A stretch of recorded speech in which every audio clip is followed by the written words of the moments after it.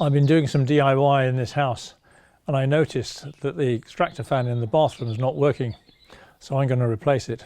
The usual type of fan would be a wall-mounted fan, high up on the wall on the side of the bathroom, and it will vent straight through the wall to the outside. Sometimes these fans are fitted in windows. I've seen them in both single and double glazed windows, but I think that's quite unusual. Also, you can have ceiling mounted fans, and as the name suggests, they're up above you in the ceiling, often above one end of a bath or a shower, and they'll be ducted out to the outside air through some flexible ducting. The fan in this house is slightly different. It's kind of a ceiling mounted fan with a little bit of a twist.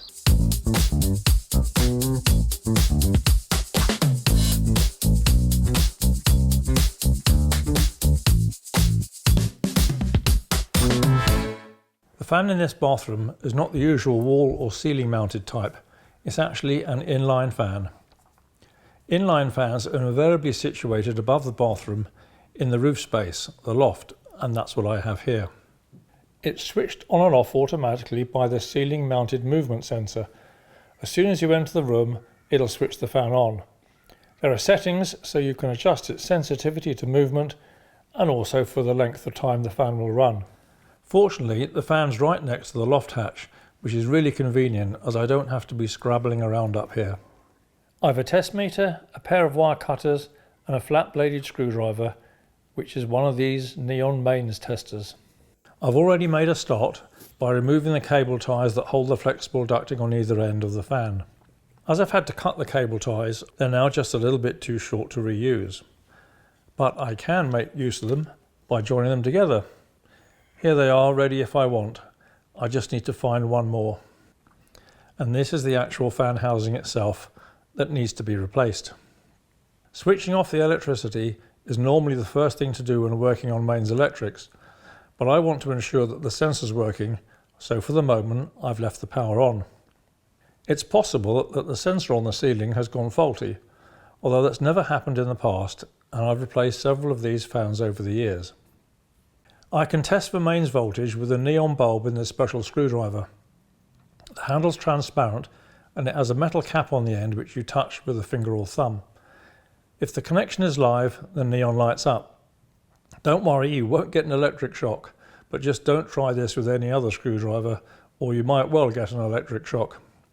You can just see I'm holding my thumb on the top, but I'm not sure you can see that the neon light is on. Having switched the power off down below, I'm undoing the connections so that I can pull the mains cable out. Now please excuse my camera work, which is not at its best today. As I wasn't planning to record this, I didn't bring a tripod, and there are many times when I need both hands, so I'm frequently putting the phone down and stopping recording.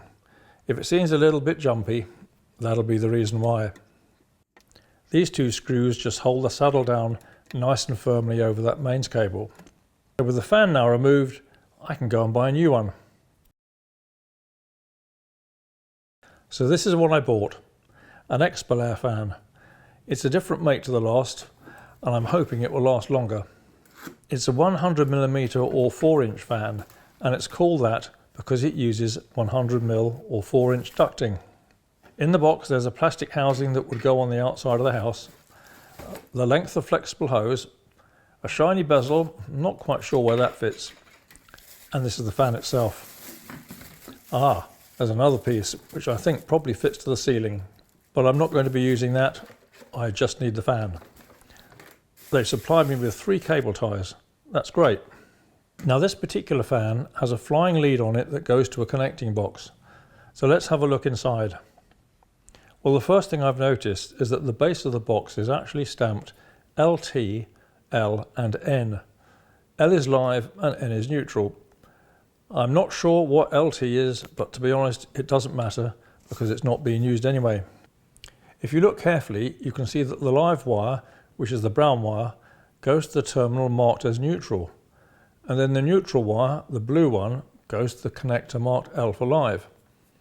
Strictly speaking, it doesn't really matter as this is AC alternating current.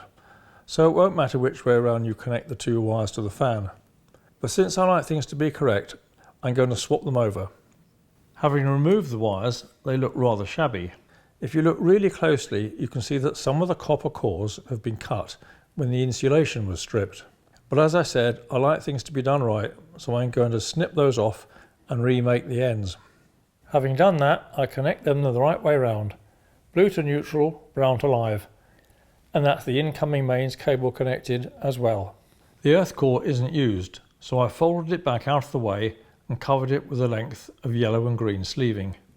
With that done, I can turn on the isolator switch in the hallway and walk into the bathroom to activate the sensor. And feel, yep, I can feel a little flow of air. Let's go back up into the loft. You can hear the fan running already. And there it is. That's good. I switch the power off one more time, put the cover on the box, fasten the fan to a rafter and connect up the ducting with the cable ties. Now I've two old fan boxes here, and I can see that the fan I've just replaced was fitted on the 17th of September 2020, which is almost 2 years ago. And that one itself was a replacement, being replaced in July 2015. So the fan I've just fitted is actually number 4 in this house. They're not lasting at all well. And that's why I decided to pick another make. Let's hope the Expolair fan will last longer. Well, there we are. I've replaced that inline fan. It wasn't that difficult really. Probably took 20 minutes to half an hour, excluding the time to go and buy it. So if you found it interesting and helpful, please give it a thumbs up. I always appreciate that. I'll see you again soon on the next video. Bye for now.